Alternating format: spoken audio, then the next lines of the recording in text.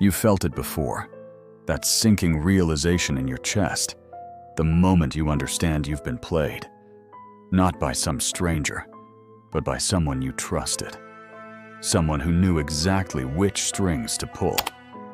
They made you doubt your own memory, question your worth, apologize for crimes you never committed. This is the silent epidemic of our age. Manipulation has evolved. It no longer wears the crude mask of force or threats. It speaks in the language of love, concern, and moral superiority. It whispers through guilt. It smiles through gaslighting. But what if I told you that 5 centuries ago, an exiled diplomat in Florence mapped the entire anatomy of manipulation? Niccolo Machiavelli. They called him the devil's secretary. History painted him as the architect of tyranny, the prophet of ruthlessness. But here's what they don't tell you. Machiavelli wasn't teaching evil. He was exposing it, stripping power naked so common people could see its true face. In 1513, tortured and exiled from the Florence he loved, Machiavelli wrote The Prince. Not as a manual for tyrants, but as a mirror. A brutal, unflinching reflection of how power actually works when no one's watching. He understood something most refuse to accept. Manipulation isn't an aberration of human nature. It is human nature, refined and weaponized. Today, we live in Machiavelli's nightmare made manifest. Every interaction is a potential chess game. Your boss who just wants what's best for the team while stealing your ideas. Your partner who makes you feel crazy for remembering things correctly. That friend who always needs something but vanishes when you do. The parent who still puppeteers your emotions with surgical precision. We've built a society where emotional manipulation is so normalized, we mistake it for love. Where gaslighting is so common, we question reality itself. Where guilt is currency, and your conscience is the bank they're robbing. The modern manipulator doesn't need dungeons or armies. They have something far more powerful. Your own psychology turned against you. They've studied your triggers like a pianist studies keys. They know that humans will do almost anything to avoid conflict, to feel loved, to maintain their self-image. So they play these needs like a symphony of control. Consider this. Why do you apologize for things that aren't your fault? Why do certain people always leave you feeling drained, confused, smaller? Why do you find yourself in the same toxic patterns, different faces, same game? Because you're playing by rules they wrote, fighting battles on terrain they chose, using weapons they handed you, weapons designed to fail. Let me paint you a picture of modern manipulation. Sarah enters a new relationship. Month 1. Paradise. Her partner showers her with attention, mirrors her dreams. Psychologists call this love bombing, but Machiavelli would recognize it instantly. The Duke Valentino's strategy of overwhelming generosity before the blade. Month 3. I never said that. A small thing, but Sarah's certainty wavers. You're remembering it wrong. The ground shifts. Why are you so sensitive? Now she's not questioning his words. She's questioning her sanity. Month 6. Sarah no longer trusts her own perceptions. Every emotion needs his validation. She's not just controlled, she's complicit in her own control. This is gaslighting perfected. Not crude denial, but the slow erosion of someone's reality until they depend on you to define it. Machiavelli wrote, "Men are so simple and so ready to obey present necessities. Create the necessity for your version of truth, and they'll abandon their own." Or take the workplace. Marcus has ideas that could revolutionize his company.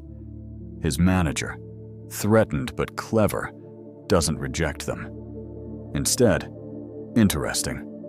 But let's think about the team. We need to be careful about morale. I'm just looking out for you. Wouldn't want you to seem too ambitious. Each word chosen to plant doubt, to make Marcus question not his ideas, but his right to have them. This is manipulation through false concern, control wrapped in care. Machiavelli knew, everyone sees what you appear to be. Few experience what you really are. The modern guilt tripper has evolved beyond crude emotional blackmail. They make you the enforcer of your own punishment. After all I've done for you, becomes I'm not saying you owe me anything, but you complete the manipulation for them. They use your virtues as weapons. Your empathy becomes a highway for exploitation. Your desire to be good, fair, understanding. These become the chains they use to bind you. They know good people will torture themselves with guilt far more effectively than any external force could. The lion cannot protect himself from traps, and the fox cannot defend himself from wolves, Machiavelli warned. Modern manipulators are both, the wolf that threatens and the trapper that ensnares. They've learned to shift between aggression and victimhood with breathtaking speed. Watch how quickly they pivot when confronted. Challenge their behavior, and suddenly you're the aggressor. Set a boundary, and you're the one being cruel.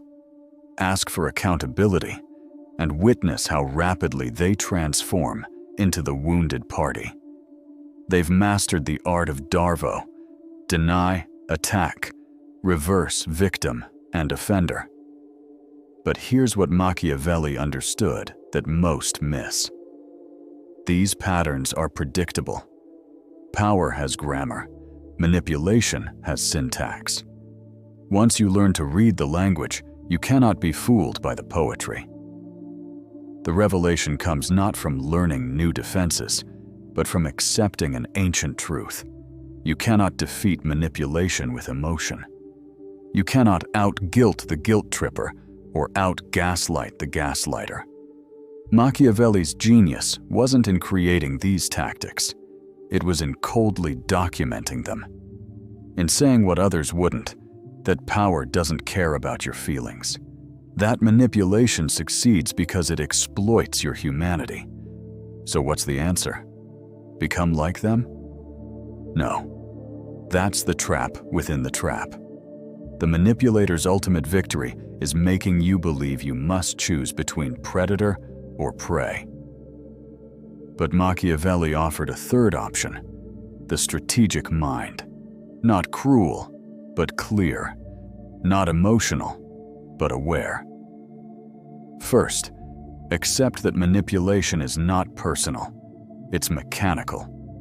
The gaslighter doesn't gaslight you because of who you are, but because of what it gets them. Understanding this strips away the emotional charge. You stop asking, how could they, and start asking, what do they want? Second, recognize that every emotional reaction is data they're collecting. Your triggers are their roadmap. But here's their weakness. They assume you'll always react the same way. Break the pattern. Respond with curiosity instead of defense. When they say, I never said that, don't argue. Simply note, interesting. Let's write things down from now on. Watch how quickly they abandon tactics that no longer work. Third, understand that boundaries aren't cruel, they're clarifying. The manipulator will frame every boundary as an attack. But Machiavelli knew, since love and fear can hardly exist together, if we must choose between them, it is far safer to be feared than loved. Not feared as in terrorizing others, but feared as in this person cannot be manipulated. You don't need to justify your boundaries. No is a complete sentence. The moment you start explaining, you're asking for permission. Fourth, believe patterns over words. Everyone sees what you appear to be. Few experience what you really are. Reverse this. Stop seeing what they appear to be. Experience what they repeatedly do. The person who constantly makes you feel small isn't accidentally clumsy. The one who always has emergencies when you need support isn't unlucky. They're strategic. When someone shows you who they are, repeatedly, consistently, predictably, that's not coincidence. That's character. Here's what haunts me about Machiavelli's legacy. We demonize the messenger instead of hearing the message. We made his name synonymous with evil, while the tactics he exposed flourished in shadow. We chose comfortable ignorance over uncomfortable awareness. But you who felt the sting of betrayal, the confusion of gaslighting, the weight of unearned guilt, you have a choice Machiavelli never did. You can see the game being played. You can refuse to be a piece on someone else's board. This isn't about becoming cold or calculating. It's about becoming conscious. It's about loving with your eyes open, trusting with your mind engaged. It's about understanding that the best defense against manipulation isn't armor, it's awareness. The manipulators of this world rely on one thing above all: your refusal to believe they exist, your need to see good in everyone, your fear of being called cynical, untrusting, difficult. They weaponize your virtues and call it love. They destabilize your reality and call it care. They drain your energy and call it friendship. But now you know, now you see, and in seeing, you become dangerous to them. Not because you'll play their games, but because you won't. Not because you'll manipulate back, but because you can't be manipulated forward.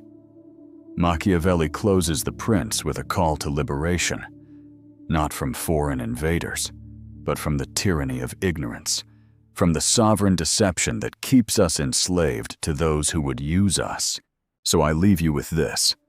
Every time you feel that familiar confusion creeping in, every time someone's words don't match their actions, every time you find yourself apologizing for existing, or questioning memories you know are real, or feeling guilty for boundaries that protect your peace, remember, you are not crazy.